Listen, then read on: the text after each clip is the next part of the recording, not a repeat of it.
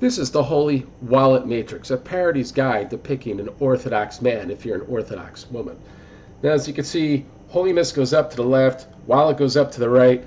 We all know, if we're honest, that looks aren't that important in the long term. It's going to be the wallet that has the staying power. So that's why this is a more accurate matrix.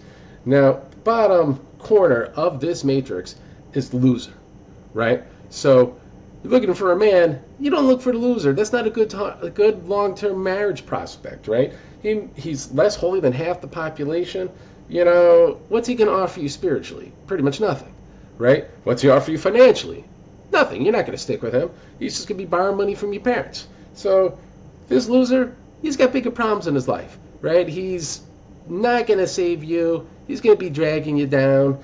You know, you have to remember the whole prodigal son thing. The prodigal son went back to God, who's the father in that parable, right? It wasn't that God was searching for the prodigal son and all these things was going to fix him, right? It's a story about repentance, not about God somehow fixing some derelict's life. So, see that loser? That's where he belongs. Kick the loser to the curb. Don't waste time on the loser.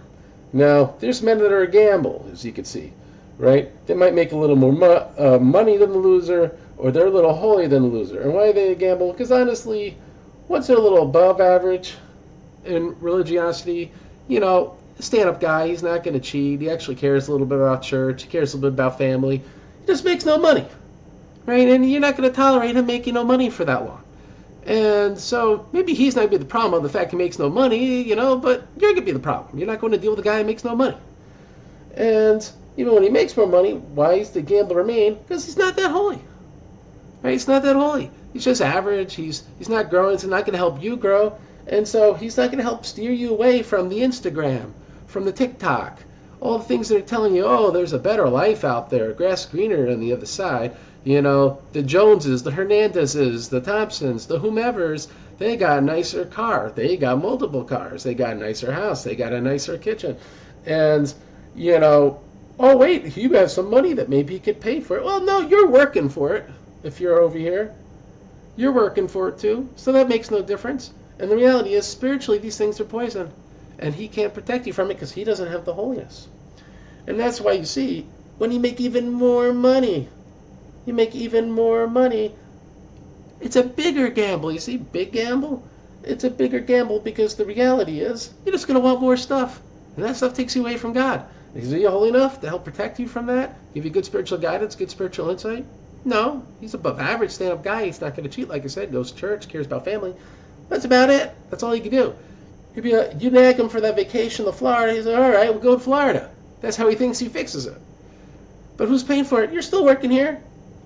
That while it goes all the way up to 8, woman's still working. Don't make a difference. And then, like, you know, you start going to, like, actually wealthy, you know, God forbid, Elon Musk territory. You could kiss your soul goodbye. Because all you're going to care about is the sort of things that lifestyle could provide you. And, you know, men could be a little aloof even from their accomplishments. They work and they attain things for the sake of it, you know, not because they think that, like, they're competing with someone, they want to look better in some way. They like competing for the sake of it. So, like, he might be able to hold on to his average little soul, but you could kiss your soul goodbye. You know, if you're in that Elon Musk territory. But you know what? You're not going to be, you're watching this video, you're not getting an Elon Musk husband. So you don't even have to worry about that, right? You know. So that being said, we move up the scale. And then we got a really interesting subset of the male Orthodox population. The stable, but if you marry him, he's on food stamps, right? So he's pretty darn holy. He's a good man, you know. He's a pretty good man. But the problem is, he makes no money. Right? You know, he makes less money than 60% of the population. So, yeah, you have kids and everything, but you're going to work and you're going to be on food stamps. You know, sadly, I remember visiting St. Tikhon's, and this was seminarians, right? Holy men, right? Men of God, they can be your priest. But they make no money being a priest unless the Greek Archdiocese. So they're going to be stable, but you can be on food stamps like the people in seminary. And so there's spiritual problems there. Hard to respect a man like that, but you know what? He also got nothing to lose, this guy. And that's why he's not going anywhere. He owes your parents money. And you can't just cut and run, so that kind of keeps you honest, because half of nothing's nothing. You're not getting half it from this guy. You know, he's getting alimony from you, this, stable bun food stamps guy. So in a sense, like, oh, this sounds terrible, but the reality is, hey, it keeps you honest, it keeps you around. And that's spiritually good for you. So this is a stable choice, an underrated choice. You're just going to be on food stamps. So, that's among the drawbacks of that. They go, well, I think a guy that's holier, but he makes good money. But if you notice, that's still the gamble territory, right? And why is that the gamble territory? It can even become big gamble territory because, again, love of money is root of all kinds of evils, right? You're going to be competing the Joneses. And the more money, the more spirituality your spouse is going to need in order to redirect that energies, to be wise enough to actually deal with the arguments and try to redirect those energies somewhere positive. And so you can't be like, I want 70th percentile religiosity, but, I want guy make better than average money. This day and age, because you're making better than average money, it's going to be a spiritual trial. So it becomes a gamble, even big gamble if there's a lot of money involved. But now we have, I would say, this section over here, the sweet spot, and that would be the most stable possible male, right? This is the spouse you're looking for. I mean, it goes even all the way down to 60th percentile religiosity, but lower money, right? Because he won't be on food stamps, but you're not really getting anything from this guy. He also doesn't have a lot to lose. He's kind of blue-collar worker, paints houses for a living. He's not even that skilled. But, you get a job anywhere else painting a house, get a job paying gas. You're not going to get nothing from him. So you can lay down the law and use it to the family's benefit, right? But then we have guys who make a little more money, and it's compensated by the fact of much higher holiness. So you could have a middle class, at most, maybe upper middle class existence, once we get to above 70th percentile scale. And as long as the holiness is there, you could really try to essentially redirect a lot of those feminine energies where you're going to want things that the other wives have. They got the new kitchen. They got the new granite countertop. You say, oh, that means nothing to me. Well, wait 3 years. He'll still look the same, but you got used to how he looks. So it's not about how he looks. It's that wallet.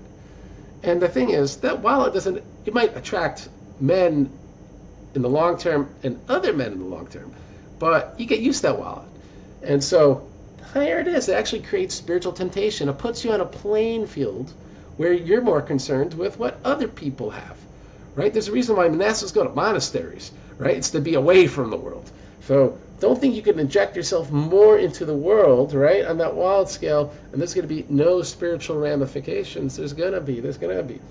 And now, again, because there's so much holiness, we get this interesting top right corner. 1 Timothy 6:10, love of money is the root of all kinds of evil, right?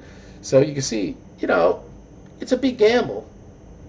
And it's like you're having these two worlds collide, right?